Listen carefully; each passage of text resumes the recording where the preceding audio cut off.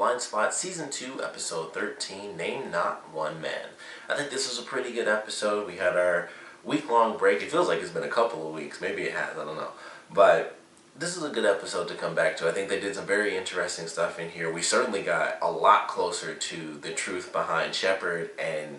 Or at least Shepard. I shouldn't say anything with Sandstorm. It was still just, we got a different name for Shepard, which was, I believe, Ellen Briggs or Ellen Bridges or something like that.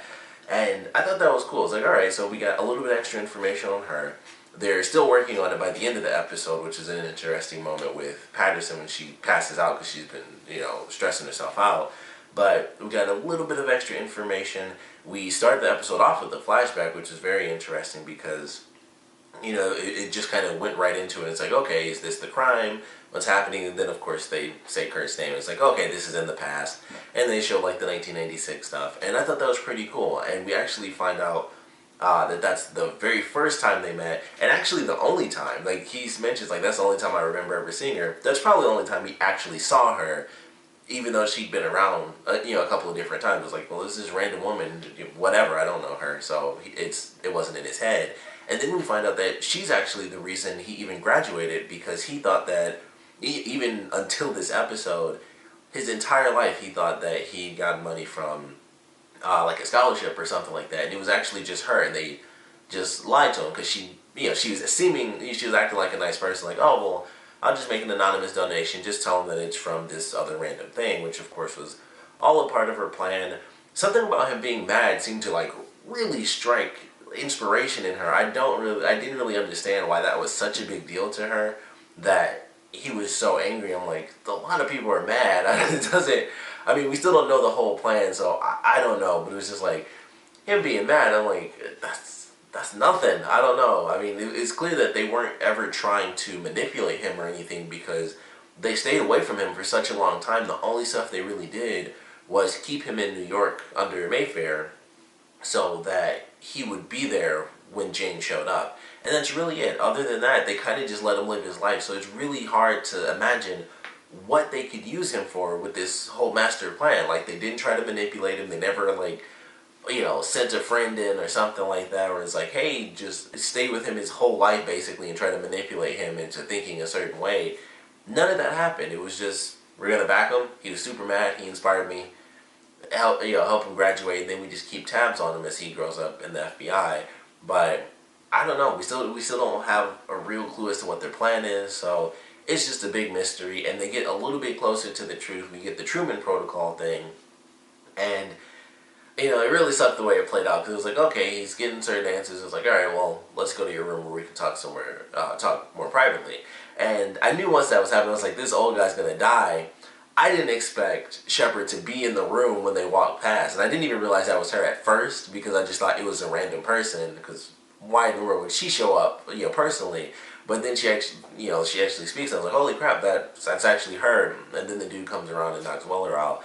And I thought they were actually going to have him captured for like the whole next episode. I didn't think it would end the way that it did, where she actually kills the older guy and then lets him go free, because I guess they need him free for whatever this weird plan is that they have. And that was very interesting. So we have the Truman Protocol thing, and we'll just have to see where that goes. But that was a very interesting way to end the episode. And that's, of course, the scene right after Patterson passes out.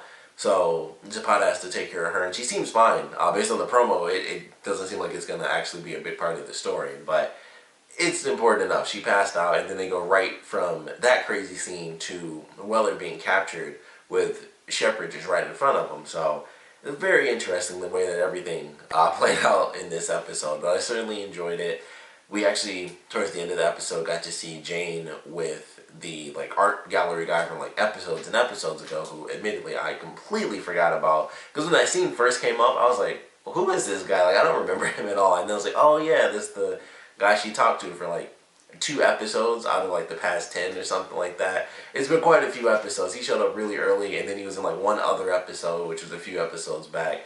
So he showed up in this, and I was like, oh, now I remember. So it took me a minute, but they seem to be getting a bit more serious, so we'll see, where that goes.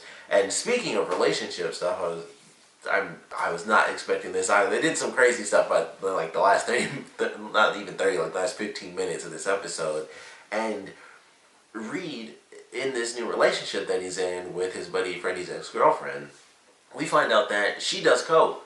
Like, she's just taking some stuff out of her purse and everything, and she just sniffs a line, like, right in front of him, and she, like, pushes it over to him, and I was like, wow, like, all those speeches meant nothing, apparently. Supposed to say nope to dope and all that crap, and he just sat down, and I don't know if this means he's gonna end up getting addicted, or what that's gonna mean, but it was crazy to see that happen. I was like, holy crap, like, she's riding the white horse, as it is known.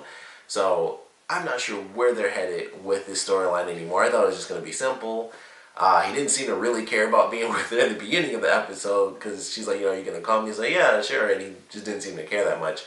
And now he could literally be, hooked on drugs. So I don't know where they're headed with this storyline, but I'm very excited to see how this one plays out, because it did not go at all how I expected. They were just, a random couple, no big deal. There's still, the Reed Zapata thing going on. And I was like, alright, well, let's just see where this leads to. And now it's a totally different storyline with the whole drug thing being added to it. So I really don't know what to expect from this storyline, but I'm certainly excited to see where they take it, because it's going to have an effect. I don't think this is going to be like, oh yeah, I can sniff a line and no big deal. He's going to be doing drugs, and either he'll get addicted, or he won't be addicted, but he'll still do it just enough for it to be an issue, because it's cocaine. So we'll see what happens there, but very interesting way to change that up, because I was like, this is just a relationship thing, no big deal. Drugs come into play, hard drugs. It's not like, oh, they're smoking weed or something and they get lazy and sit on the couch. This is like, they're doing lines. That's some serious stuff. That's hardcore drugs. That's not like lazy drugs. So don't know where we're headed, but can't wait to see how that impacts the team and just the series in general. But I think this was definitely a good one. We got minute answers to just, as the mystery show does, when there's a big mystery, piece by piece, we're starting to put it together. So definitely got some leaps and bounds in this one. The sort of side story in this episode was actually really like the big mission was kind of the side story, when they find out randomly that there's this guy who's kind of leading like a small community to attack like these companies and stuff. And then we find out that this is actually an informant who's working for an FBI agent who created pretty much an entire mission under the pretenses of entrapment, so that he could arrest all of these people, even though he's the one that came up with the idea to push them into doing it. And that was very interesting. And of course, that pretty much falls apart until they get to the ending. Like, their informant ends up getting killed. Weller, of course, fires the FBI agent, and he does like a crazy chicken maneuver with the truck as they're flying right at him. He shoots the tires out, and he has to take out another guy that gets out and tries to kill him. But crazy little story. It was kind of just like thrown in there. It wasn't even like the main case, because it started in the beginning where it's like, okay, we have Reed, Zapata, and Patterson are working on it, and then everyone kind of comes together like a normal episode. But it still wasn't the big focus. All the other crazy stuff that happened in here, and this was like, this is just kind of a mission. That, it was still a tattoo mission. It wasn't like a random thing. It still had to do with the tattoos, but I don't know, something about it was just like, yeah, this mission is nothing compared to the other crazy stuff happening in this episode. They're getting answers about Sandstorm. They're getting really good leads. The leads are being killed off at the end. Even the relationship stuff in this is actually pretty crazy.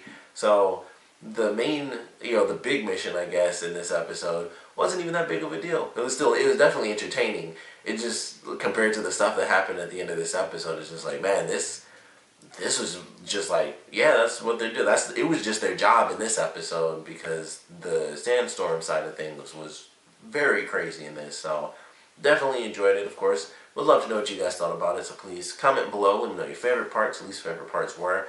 And really, I don't know if there's a point to ask what your theories are for how Weller is involved in like this big plan or anything like that, but I would love to know your guesses for this Truman Protocol thing. Even though we kind of have less to go on for that, I feel like it's easier to come up with ideas for that than it is as to why they need Weller for their final plan.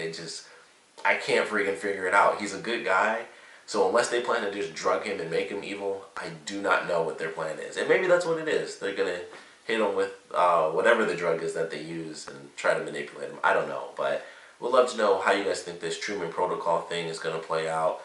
Because it's, like I said, it's literally just a name at this point, but it's got to be something special. I'm assuming it's something old since it ties into the guy in the wheelchair who also tied into Mayfair in this episode, which I thought was pretty cool that they did that with the phone call thing.